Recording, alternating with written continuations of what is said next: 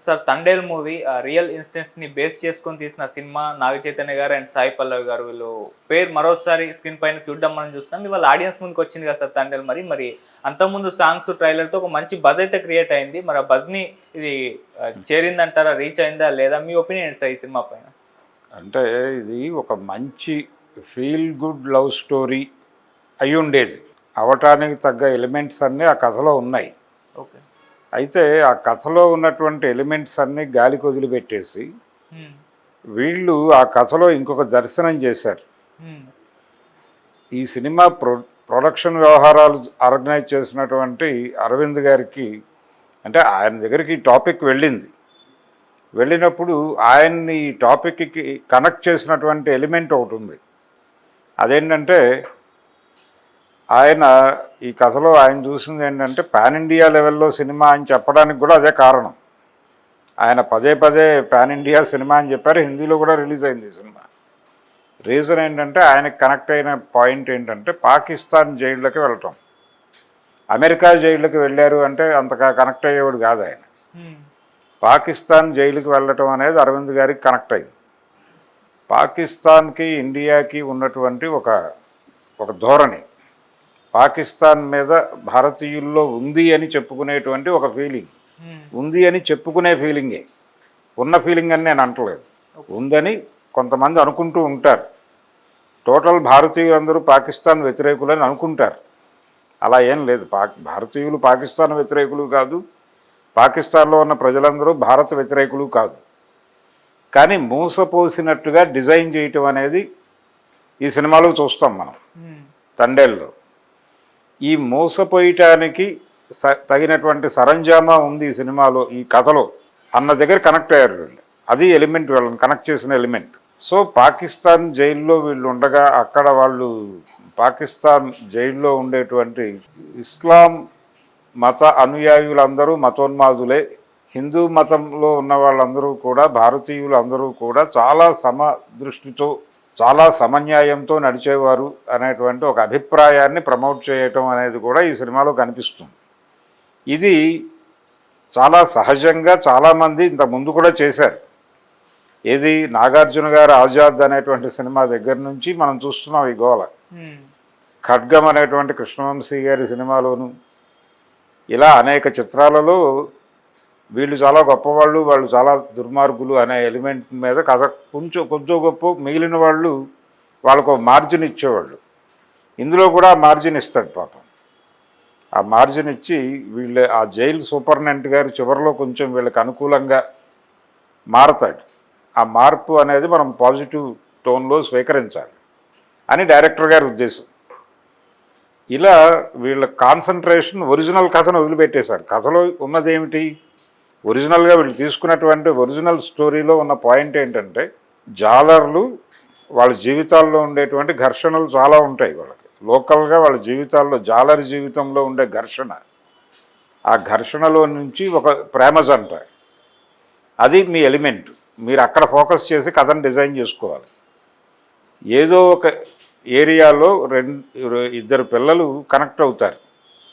ఒకళ్ళని విడిచి ఒకళ్ళు ఉండలేనంత బాండింగ్ ఏర్పడడానికి ఒక ఎలిమెంట్ ఏదో ఉండాలి వాళ్ళ జీవితంలో. దాన్ని డిజైన్ చేసుకోవడానికి డైరెక్టర్ గారికి కానీ, కథా రచయితగా ఆయనే కథ కూడా, ఆయనకి టైం దొరకలా. ఎందుకు టైం దొరకలేదంటే వాళ్ళు నమ్మిన ఎలిమెంట్ ఇది కాదు. వాళ్ళ నమ్మకం ఇక్కడ లేదు, వాళ్ళ నమ్మకం ఇంకెక్కడో ఉంది. అదేమో జనాలకు బోరు కొట్టేసినటువంటి పరిస్థితి. అనేక సినిమాల్లో ఈ పాకిస్తాన్ వ్యతిరేకత అనేది జనం చూసి చివరికి సినిమా వాళ్ళు ఎలా తయారు చేశారంటే పరిస్థితిని, భారతదేశంలో ఎవరైనా పాకిస్తాన్ గురించి చెడుగా మాట్లాడితే జనాలు కొట్టే లెవెల్లో, జనాలకు చిరాకు తెప్పించేంతగా ఇబ్బంది పెట్టేశారు సినిమా వాళ్ళే. అంటే చాలా సందర్భాల్లో కొన్ని అంశాలు సమాజంలో బతుకుంటాయి, సాహిత్యంలో చచ్చిపోతాయి. అంటే వరకట్నం సమస్య ఉంటుంది, వరకట్నం వలన చచ్చిపోయే వాళ్ళు ఉంటారు. కానీ వరకట్నం మీద ఎవరైనా కథ రాస్తే అది రొటీన్ కథ అంటారు. అంటే సమస్య సమాజంలో బతుకుంటుంది కానీ సాహిత్యంలో చచ్చిపోతుంది.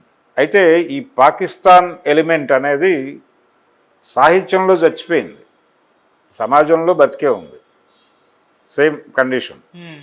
ఈ విషయం ఆయనకు తెలియదు. అంటే సమాజంలో కూడా వాళ్ళు ఒక రకంగా దీన్ని జనాలకి రకరకాల సినిమాల ద్వారా ఇంజెక్ట్ చేస్తూ చేస్తూ చేస్తూ ఇక్కడ ఉన్నటువంటి ప్రజలకు ఎంత చిరాకు తెప్పించారంటే పాకిస్తాన్ అద్భుతం అనే వాతావరణం జనాల మనసుల్లోకి జొప్పించేంతగా జుగుప్సాకరంగా తయారైంది.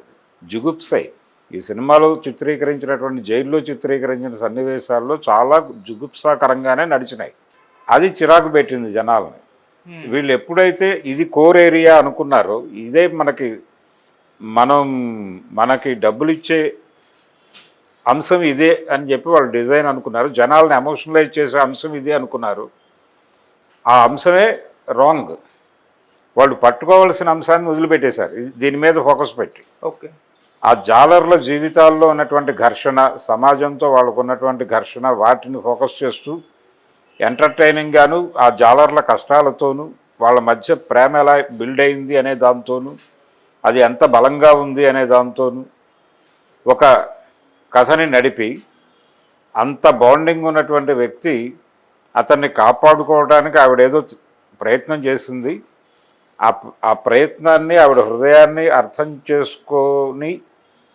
అర్థం చేసుకుని కూడా ఉన్నటువంటి పరిస్థితుల్లో ఆ అమ్మాయి నిర్ణయానికి వ్యతిరేకంగా వెళ్ళక తప్పని పరిస్థితి హీరోకి కల్పించి ఆ ఘర్షణ, వాళ్ళిద్దరి మధ్య ఆ ఘర్షణని ఆధారం చేసుకుని కొంత కథను నడిపి అక్కడి నుంచి వీళ్ళు పాకిస్తాన్ జైల్లోకి వెళ్ళి ఆ జైలు నుంచి వీళ్ళని కాపాడుకోవటం ఎలా, వీళ్ళు అక్కడికి వెళ్ళారని తెలియదు, వాళ్ళకి వీళ్ళని ఎలా కమ్యూనికేట్ చేయాలో తెలియదు, వీళ్ళకి వాళ్ళు ఏమైపోయారో తెలియదు, వాళ్ళతో ఎలా కమ్యూనికేట్ చేయాలో తెలియదు.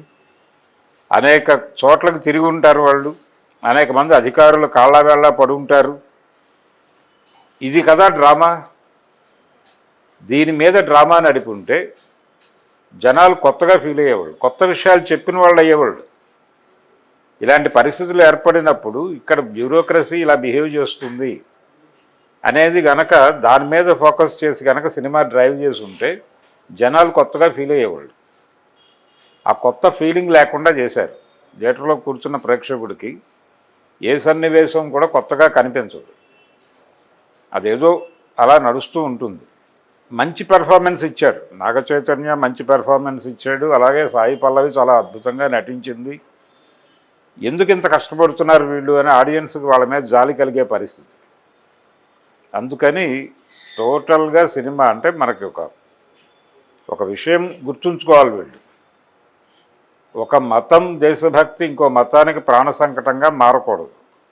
వీళ్ళు ఒక రకంగా శవాల మీద పేలాలు ఏరుకునే బాపతు ఈ రకమైన సినిమాలు తీసేవాళ్ళు, ఈ రకమైన దేశభక్తి సినిమాలు తీసేవాళ్ళు శవాల మీద పేలాలు ఏరుకునేవాళ్ళు అనటంలో ఏమాత్రమూ తప్పులేదు.